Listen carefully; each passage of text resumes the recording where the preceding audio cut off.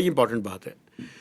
आज जो financing impact है उस पर करण दास, एफसीडीओ, यूके एड फंडिंग और बिल गेट्स, इनका एक मुश्तरका फंक्शन था। वहाँ पे फाइनेंस मिनिस्टर ने जितनी गुफ्तगू की है उसमें वो आईएमएफ का शुक्रिया अदा करते रहे हैं, किसका वो वर्ल्ड बैंक का शुक्रिया अदा करते रहे हैं, वो बाकी जो मल्टीलैटरल्स हैं उनका शुक्रिया अदा करते रहे।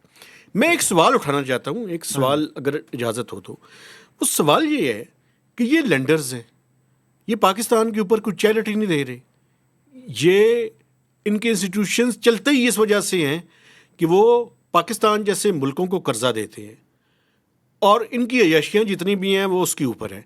मुझे ये बताएं कि पावर सेक्टर या एफबीआर, इसके ऊपर पिछले 20-25 साल में पावर सेक्टर के ऊपर तो सबसे ज़्यादा लैंडिंग की है वर्ल्ड बैंक ने और एडीबी ने। हम तो नाकाम हैं ही, हमारी तो नाकामी है कि हम एक सेक्टर को फिक्स नहीं कर पाए।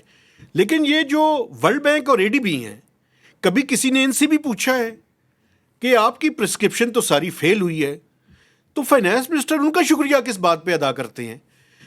क्या उन्होंने, फाइनेंस मिनिस्टर ने, पाकिस्तान की प्लानिंग मिनिस्ट्री का शुक्रिया अदा किया है कभी?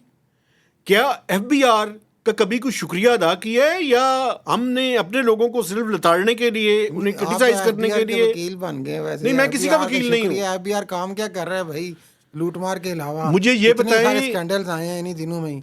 मुझे ये बताएं कि ये जो मल्टीलैटरल्स हैं, हाँ जी, जिन्होंने अरबों डॉलर के फंडिंग की है और उस पे कोई एक धेले का काम नहीं हुआ, अच्छा, इनसे भी पूछा जाए ना।